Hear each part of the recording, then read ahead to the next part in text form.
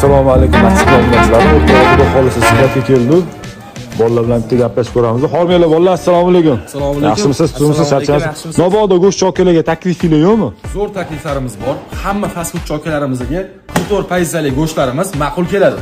Qarang, fast food chokalar sizlarga tushuntirib beradigan bo'lsam, sifatli, halol go'sht mahsulotlari faqat Maxmitda bo'ladi. Mana buni qarang, chiroyliligini. 98% yog'lardan tozalangan, kachalkasi yo'q.